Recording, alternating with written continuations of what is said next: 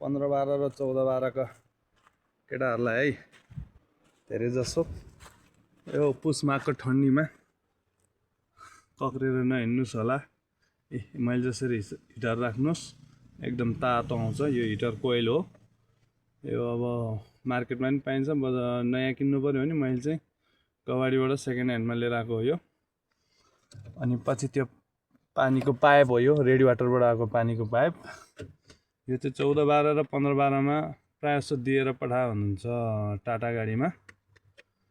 Blur हो यो, फ्यानको ब्लर। यही युज गरिदिएँ मैले चाहिँ। अनि यहाँको इस्यु बोर्ड चाहिँ मैले माथि लगाएर सारिदिएको छु। यसले अलिकति डिस्टर्ब गर्ला जस्तो लागेर त्यसकै यहाँनिर ब्र्याकेटमा राखिदिएँ। तपाईँहरूको ठाउँ छ भने चाहिँ त्यो उफर राखेको ठाउँतिर नि मिल्छ। मैले चाहिँ उफर हटाउन चाहिनँ।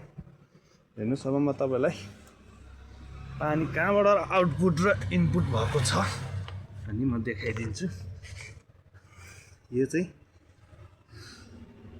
यहाँबाट चाहिँ पानी हिटर कोइलमा जान्छ।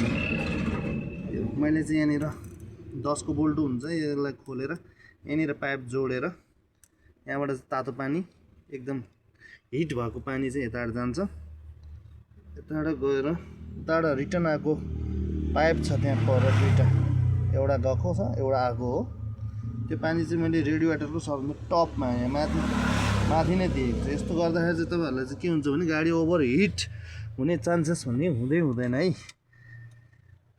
किनकि यो भनेको अलिक बाइपास हुन्छ पानी थर्मोस्टेट भन्दा बाइपास भएर गएपछि रेडी वाटरमा डाइरेक्ट भएपछि के हुन्छ भने पानी एकदम नर्मली ओभर हिट हुनलाई त अब ठुलै धेरै लोड लिएर हिँड्नुपर्ने हुन्छ। नत्र सानोतिनो हिट भन्ने आउँदैन। हिटर चलाएर हिँडेपछि जाडोमा यो केटाहरू अलि सुरक्षित साथ हिँड्नु होला। जाडोमा धेरै कक्रेर नहिँड्नु होला। धेरै खासै खर्च त छैन यसमा। ल उताबाट आएको पानी चाहिँ यो भल्भबाट सिधै रेडी वाटरमा गएको छ।